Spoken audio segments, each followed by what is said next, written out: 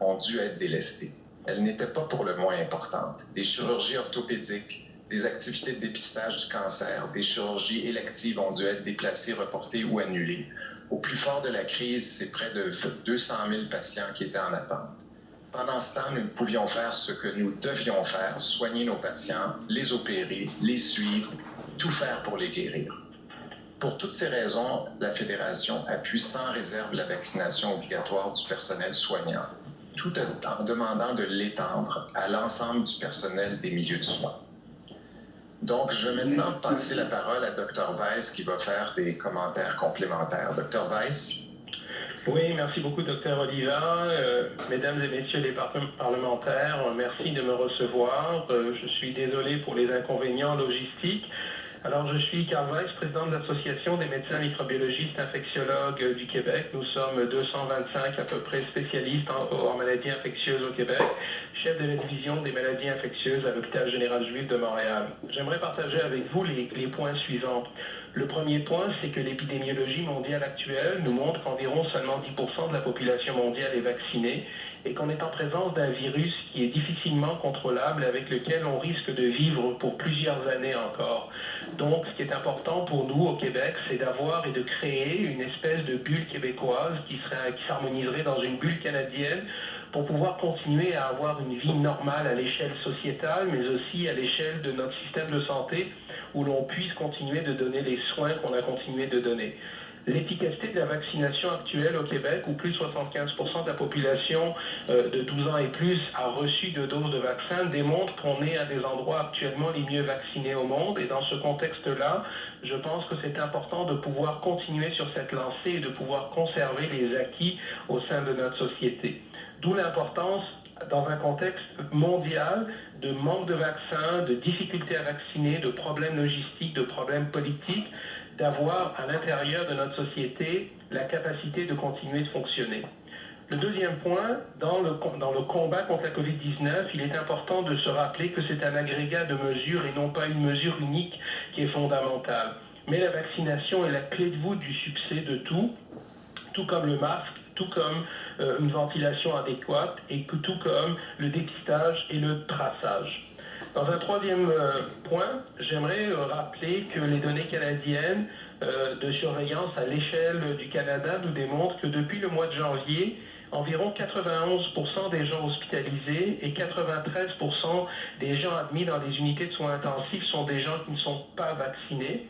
Et on s'aperçoit que l'âge moyen des gens hospitalisés diminue de façon très importante, alors qu'au début, les gens étaient âgés d'environ 68 ans, ils le sont d'à peu près de 55, ce qui démontre que la population hospitalisée et malade devient de plus en plus jeune. Et donc, c'est des gens qui utilisent beaucoup plus souvent et beaucoup plus longtemps les soins intensifs, avec comme impact une diminution de capacité d'avoir des soins intensifs disponibles pour un ensemble de soins à la population québécoise.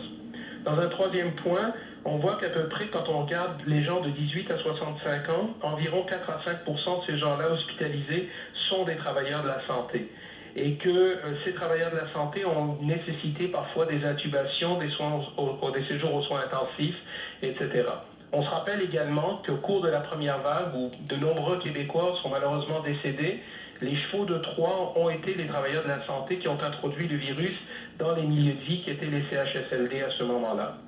On n'a plus de doute au sujet de l'efficacité de la vaccination. Les études qui ont été faites en Israël, en Grande-Bretagne, aux États-Unis, le document publié par le CDC aux États-Unis en date du 29 juillet 2021 démontre que la vaccination diminue de 8 fois l'incidence de l'infection, 25 fois l'incidence de l'hospitalisation, 25 fois l'incidence de la mortalité.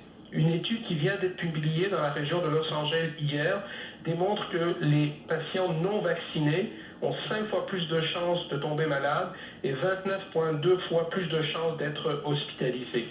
La vaccination a été donnée à plus de 1,3 milliard de personnes sur la planète et l'efficacité du vaccin, comme sa sécurité n'est plus approuvée, je dirais que dans l'histoire, jamais un vaccin n'a été autant étudié que ce vaccin-là.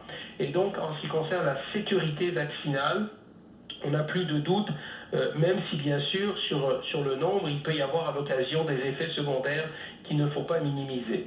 Il ne faut pas non plus oublier que de plus en plus de données montrent que la COVID longue devient un problème important.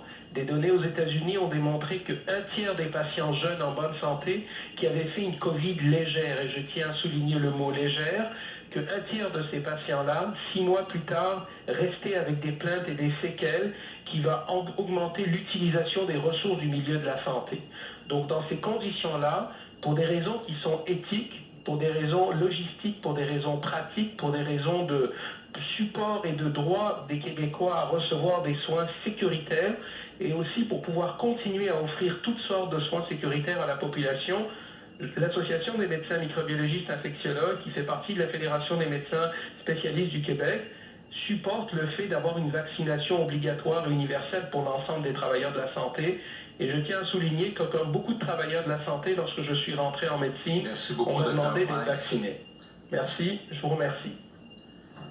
Une excellente présentation de votre part. Alors, nous débutons cet échange avec la députée Soulanges.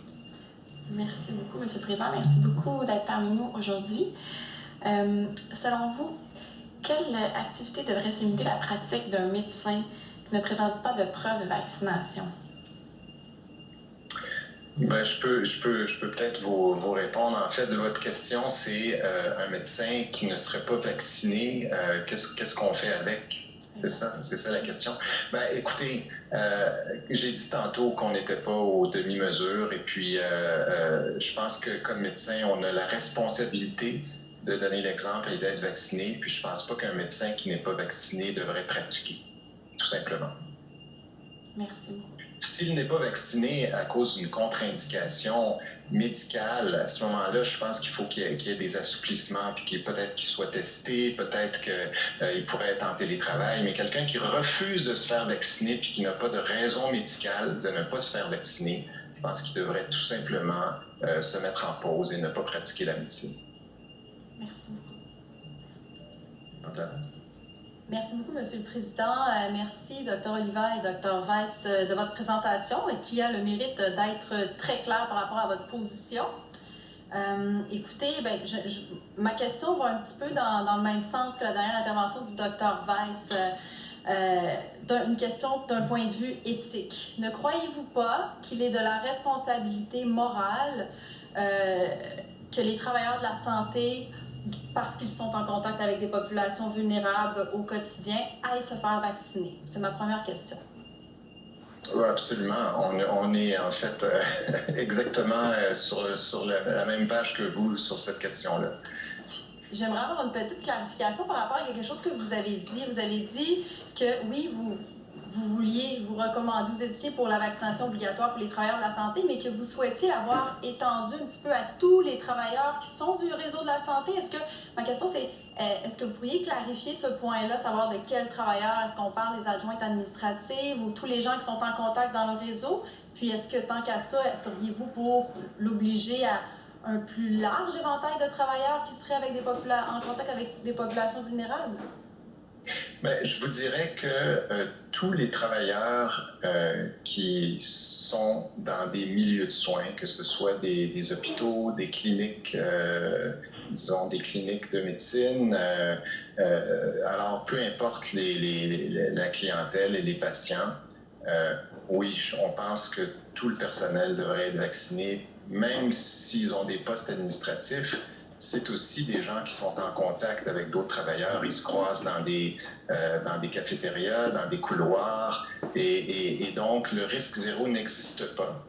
Et statistiquement, ils vont contaminer des patients parce qu'ils vont contaminer d'autres personnels. C'est statistique. Surtout que ce variant-là est très contagieux. Donc, nous, on n'est pas dans les demi-mesures. On se range du côté de la science. On ne voit pas de bonne raison de ne pas se faire vacciner. Et on pense que tout le personnel qui sont en contact avec des patients ou avec des milieux de soins devrait être vacciné. Merci. Madame la députée de Repentigny. Merci beaucoup pour votre présence ici. Tout à l'heure, je pense que c'est le Dr. Weiss qui a parlé des séquelles du COVID.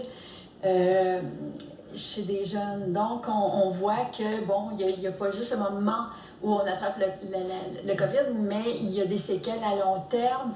Est-ce que vous êtes capable de nommer certaines séquelles que vous constatez actuellement chez les personnes qui ont eu le COVID? J'inviterais peut-être Dr. Weiss à répondre à cette question-là. Dr. Weiss? Oui, bien sûr. Écoutez, c'est des séquelles. D'abord, je tiens à souligner que souvent, il y a des séquelles chez des gens qui sont jeunes et en bonne santé, donc en pleine force de l'âge, des gens qui travaillent, qui sont sur le milieu du travail et qui peuvent être aussi des travailleurs de la santé. Donc souvent, ce sont des séquelles qui sont difficiles à bien délimiter parce que ce ne sont pas des choses qui empêchent les gens d'avoir une vie, on va dire, relativement normale, mais je vous donne un exemple de patient qu'on voit, quelqu'un qui était capable de faire de l'exercice de façon intense, qui disait, vous savez, je courais 10 km, et là, je suis plus capable d'en courir 2 ou 3, je suis fatigué. Des gens qui se disent, écoutez, à 4 heures de l'après-midi, je suis plus capable de travailler, je suis plus capable de me concentrer, j'ai des problèmes de concentration. Des gens qui se plaignent de fatigue qui est disproportionnée par rapport à ce qu'ils avaient auparavant. Donc, c'est toutes sortes de symptômes qui sont très, je vous dirais, larges, qui touchent à la fois le système locomoteur, donc des douleurs articulaires, mais souvent des problèmes, je dirais, de problèmes de troubles de concentration, de problèmes d'allure presque neurologique à l'occasion peut-être, ou des problèmes d'essoufflement, de problèmes de fatigue. Et donc c'est un ensemble de facteurs qu'il ne faut pas négliger. Et d'ailleurs un article aux États-Unis vient d'être publié dans New England il y a environ une semaine qui montrait qu'aux États-Unis, environ un tiers, comme je disais, des gens relativement jeunes qui avaient contracté la COVID, pas très malades, se plaignaient 6 mois plus tard de ne pas être revenus à leur état normal pré-maladie. Et ça, je pense qu'il ne faut pas négliger cet aspect-là, surtout pour des jeunes. Et il ne faut pas oublier que nos travailleurs de la santé sont des gens relativement jeunes qui pourraient faire partie de ce groupe-là. Et évidemment, tomber malade, ça veut dire qu'ils ne sont plus disponibles non plus pour le réseau. Ça veut dire que ces gens-là vont devenir des gens qui ne seront plus capables de fournir des services à la population ou d'en fournir moins. Alors, c'est le point de vue de la Fédération des médecins spécialistes du Québec qui appuie sans réserve la vaccination obligatoire des travailleurs de la santé. Même on va un petit peu plus loin, on dit tous les travailleurs qui sont en milieu de soins, même si ce sont des secrétaires par exemple, mais qui sont en contact avec les patients, devraient être vaccinés également.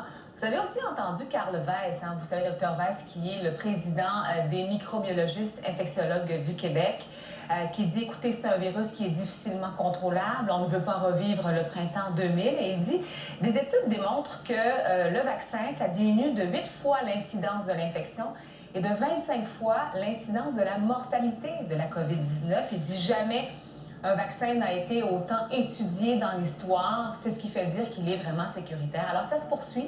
Les députés, les membres de la commission qui continuent à poser des questions, nous, on surveille ça, bien sûr. Mais on va aussi se rendre aux États-Unis. Pourquoi? Parce que le Pentagone fait le point sur les explosions qui ont secoué